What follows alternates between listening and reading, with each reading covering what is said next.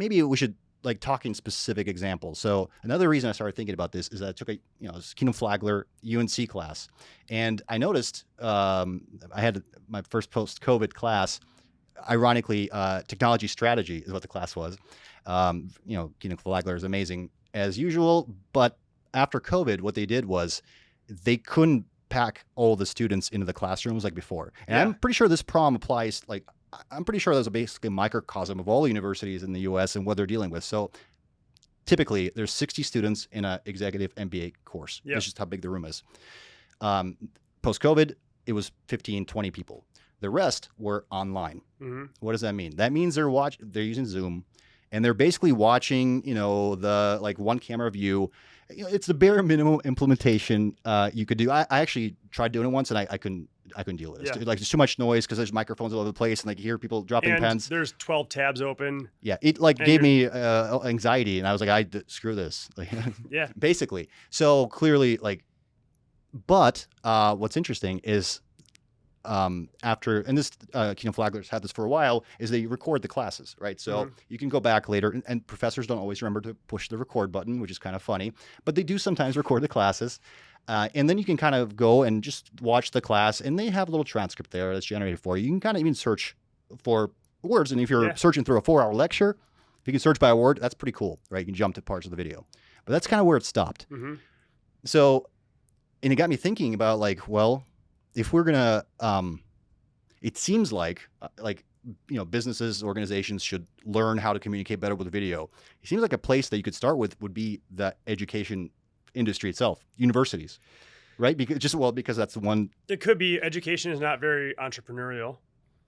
Well, but okay. I don't see that happening as rapidly as you see that sort of adoption of a technology in a private space. I don't think they have a choice. I think the education industry understands that the internet is going to take their money. Udemy classes, those are nice, right? Coursera? Yeah. Where did that come from? There's a lot of people doing There's online. innovation happening, but the adoption rate is much slower, I feel like, especially in institutions like Keenan Flagler. Yes, but when their tuition falls, when their enrollment numbers fall, they are going to have to deal with this, right? So, and they're going to have a knee-jerk reaction and be like, let's launch our own little Coursera.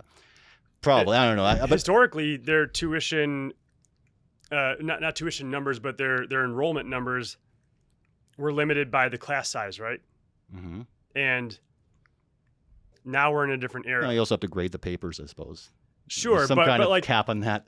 Yeah, but perhaps video can lend a role there too. Yeah. Well, to be clear, I know very little about the industry. Could you? So there's a really cool tool out there called Video Ask. It's by Typeform, which was like one of the best survey. You can kind of create automated surveys based on. If you answer this way, I'm pretty sure I've used them before for something. Yeah. Okay. So they created a video platform where I can interview you remotely, asynchronously. I can record my question, and if you select A, B, or C, you might get a different question, the next question based off of your response. So there's that conditional formatting that they can create in that world. So basically, and then they also have the ability to, once I ask you the question, you can either type a response or you can record a video response. I think that would be very interesting, not just from a qualitative perspective in terms of a professor analyzing your understanding of the material, but also a quantitative in terms of, all right, overall, my class of 60, let me create transcripts and create a word cloud of everything that's happened, every response that they have 60 seconds to respond. In those 60 times 60, all those, the 60 people times 60 seconds, what are the words that are being generated? And that's an immediate feedback for the professor, right? Are they saying the words that I've taught them? Are they responding in such a way that reflects what I'm trying to teach. I think there's some really interesting opportunities in that. So is this a system? I mean, what you just described sounds really interesting. Is this like a thing universities use now? No. I mean, not to my knowledge. VideoAsk is kind of like a VideoAsk. VideoAsk.com. It's VideoAsk.com. That sounds very interesting. I have not seen that or heard. It's a little branch of Typeform, and it's not being used well, but by most people. But I have seen some people in a business format use it really interesting too, to qualify leads at scale with their own I take 10 minutes to record my questions and say, hey, I do this, this, and this. Are you in finance, this world, or this industry? Great. And then if you click finance, then what's your biggest concern? Is it risk mitigation? Is it loans? Is it whatever? You can kind of spread out your video. You can communicate in a very effective way because you're showing and telling. It's personal. I'm just, I don't know, university is just the first thing. I guess Transact works at universities. I was just thinking about universities, but like, I don't know. To me, but the reason really I brought up university is because I saw that you did some stuff with Duke. Like, tell us, like, what have you done with universities? Is it all classroom, or have they? Because universities are very interesting classroom organizations, right? Some of our Duke efforts have been outside of the classroom, outside of the university itself. And I don't know if you want me to get into that. I mean, we can't, because like Duke is some mobile credential Transact made. Like Duke was one of the first adopters. What's that? Well, not Lab. Duke is like actually really just not to get segue, but Duke is a very innovative institution, and they have been that way for a long time. I'll just leave it at that. So yeah, I'm always curious about what Duke does. Plus, they're right here. Yeah, let's keep it inside the university for a second. The most that we've done is create training videos for, and this is a while ago, but this is training videos for nursing teams to learn what a scenario looks like when a patient comes in, and so they'll show the scenario to the nursing staff or the students, and then say, all right, and then they'll pause the video and say, what questions should you ask now? And so we've done some in training capacities. We've done some in promoting certain programs, a lot of video for live events that they like to get out to, not just the people who are on campus, but all the stakeholders in the Duke organization. So which one, and then I guess outside the university, they have a vested interest in economic development. Yeah, I guess it's really a rabbit hole. Like that's why it's so hard to talk about. There's a lot of ways we could go. Like, every time I look at universities, institutions, I just, wow, it's basically its own little country almost. In many ways. Duke uses video all the time. Every single school uses video.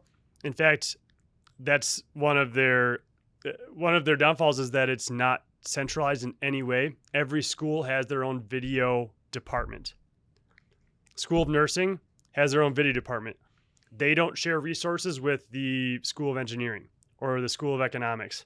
They all have their own, and they're not communicating not just resources but information. That none of it's being communicated. What's a video department?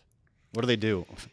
They create video assets for their school to use. So that might be promoting the school. It might be in recruiting certain people to come to their school. It might be efforts to bring a professor in. It might be training students. It can be all sorts of stuff. It So can be the MOOC scenario, Sounds like they're communicating, basically. Yeah. They're doing it right, it sounds like. Well, I guess you have to have, if you have a department for video, then you can do all kinds of things. Okay, Yeah. I'm sorry, but you were saying, but what do you mean they don't communicate? I mean, do Do they have to? They need to? would save millions of dollars if they did. Drill into that. That's really... Well, this comes from like a personnel.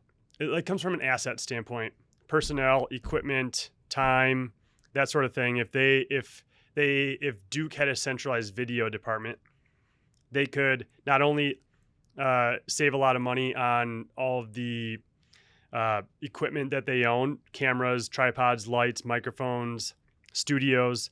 I mean, think of athletics alone at Duke. That's another completely different department that's spending millions of dollars on video every year. So if they had a centralized department, they would have those assets that they could allocate accordingly based on needs. What sort of return they would have on it. But isn't it kind of what you're saying? I'm going to kind of push a little bit because are you saying like it sounds we're operating under the premise that centralization is always good and decentralization is always bad, right? It's not true. Like there's benefits to not being centralized, right? In fact, like just to be clear, like I see centralization being a problem a lot, especially when you got to have the creativity. I want to agree with you. I think there's a lot of inefficiency, at least in something like this at a university, it's very inefficient. Well, okay, then let's back up some more. Why? Because there's a camera. I don't care if it's inefficient. There might be three. Okay. But why are we hung up on inefficiency? You can be the most efficient, but if you're losing the game, it doesn't matter. It's not always about being efficient. There's other things that matter, you're right. right? I mean, Duke's not losing. Yeah, you have to, like, for example, you perhaps being agile is more important than being efficient. Sure. The most efficient train to run off the cliff, right? Just like, I just came up with that. But my point is, like, it's not always efficiency. I think it's, like, too easy for us to always think. It's like, this is, like, the mentality. It's American, like, Toyota, like, just-in-time efficiency. Yeah, it's all, that was important before, but right now, efficiency is not necessarily the most important thing. Like, being able to... The ability to be agile is very important. Exactly, yeah, and be able to, agile can mean a lot of things, but react, be nimble. Yes, being able to basically, I mean, if you really take the military kind of approach to it, is if you can capture information and process it within your organization and let your organization make decisions and react faster than the other guys, you will kill them before they kill you, and that is basically it's called OODA loop. Yeah, is I one know of the ways of doing it, right? So. Yeah. It's all but if you model for managing. You're not telling me that the military is efficient. No, they're not. But okay. I'm saying like it doesn't have to be. Okay. Like efficiency is like if you're making cars and you're like having an assembly line, yeah. Or if you're trying to like burn your people out, yeah, it's all about efficiency. I don't care about efficiency. Like starting up, like you can, but like it really hurts creativity. If you're pushing efficiency, you're gonna hurt creativity. Yes. What do you think Google, like, why does Google have all their employees eat all that food? Like, that's inefficient. Yeah, efficiency and innovation are at odds with each other. Yeah. I read this in a book. It's not going to come back. I can't remember what it's called. It's there's a book reference here. It'll come back to me later. But it basically, McChrystal, I think, wrote it.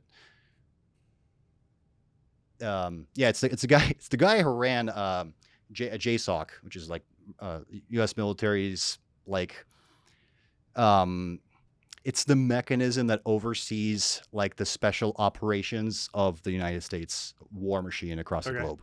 So like you got to kill Bin Laden. I've heard it before. Yeah, you shouldn't hear about it too much, but basically, look, you don't like, you remember when we killed Bin Laden, right? Mm-hmm. Like, and just sometimes, our special forces do things and they're extremely good. And one of the reasons they're really good is because U.S. has just an amazing communications network. Like, mm-hmm. And it is a completely different scale, right? But the idea is if you have the information and you can process information you receive faster than the other guys, that's a good thing. Mm-hmm. And I think that applies to business directly, especially when like the situation is dynamic. Like think about how many new restaurants are going to open now. How many didn't make it through COVID? How many new, I think this is actually an amazing time to start a business. I think there's gonna be a lot of innovation happening right now. Yeah. And I think we should just kind of stop thinking that it's all about efficiency. At least not all the time. Not all the time, yeah. Like when you have to change, when a virus comes out and changes everything, efficiency is how you start running out of all your supplies and chips, and you can't do anything because you're so efficient. But as soon as something doesn't go according to plan, yeah, you're done. Yeah.